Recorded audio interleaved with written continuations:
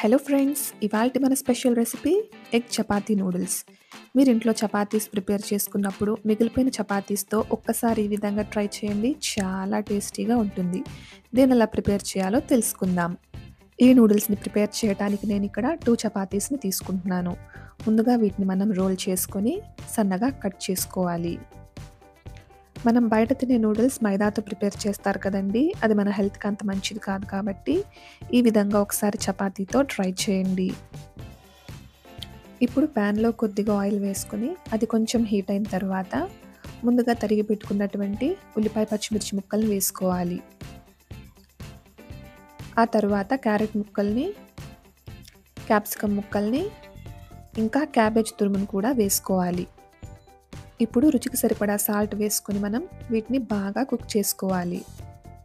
మీరు కావాలంటే ఇక్కడ అల్లం వెల్లుల్లి పేస్ట్‌ని కూడా యాడ్ చేసుకోవచ్చు, కానీ నేనైతే యూజ్ చేయట్లేదు. ఇప్పుడు ఇందులో ఎగ్స్ వేసుకొని మనం ఫ్రై చేసుకోవాలి. నేనైతే ఇక్కడ 2 ఎగ్స్ యూజ్ చేశాను. మీరు కావాలంటే ఎగ్స్ యొక్క క్వాంటిటీ పెంచుకోవచ్చు. ఇప్పుడు కొద్దిగా పసుపు అలాగే చిల్లీ పౌడర్‌ని వేసుకొని మనం దీన్ని బాగా ఫ్రై చేసుకోవాలి. ఇలా ఫ్రై చేసుకున్న తర్వాత ముందుగా ప్రిపేర్ చేసి పెట్టుకున్నటువంటి చపాతీ పీసెస్ని ఇందులో వేసుకొని మనం బాగా కలుపుకోవాలి. చూస్తున్నారు కదండి, ఈ విధంగా కలుపుకుంటే మనకి త్వరగా మిక్స్ అవుతుంది. ఫ్లేమ్ని ఆఫ్ చేసే ముందు మనం కొద్దిగా పెప్పర్ పౌడర్ని వేసుకోవాలి.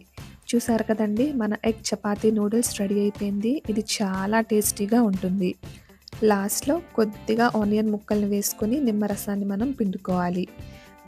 డెఫినెట్‌గా మీరు ఈ రెసిపీని ఒకసారి ట్రై చేయండి. ఎందుకంటే మనం బయట తినే నూడిల్స్ ఏ టేస్ట్ అయితే ఉంటుందో ఇది కూడా అలానే ఉంటుంది. ఆఫ్‌కోర్స్ మనం ఇక్కడ మైదా యూజ్ చేయట్లేదు కాబట్టి ఇది చాలా హెల్తీ రెసిపీ అండి. మీ పిల్లలకి చేసి పెట్టండి.